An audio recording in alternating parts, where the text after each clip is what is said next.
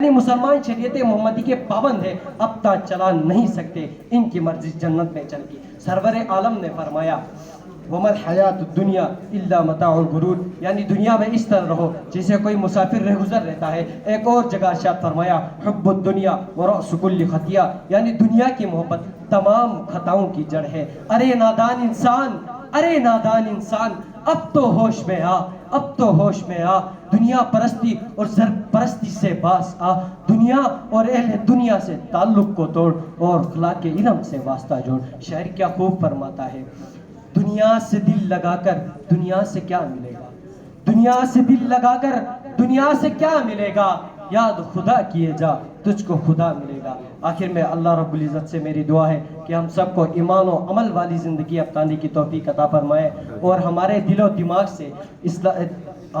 و دماغ سے دنیا کی محبت کو نکال دے۔ آمین۔ وما علینا الا البلاغ۔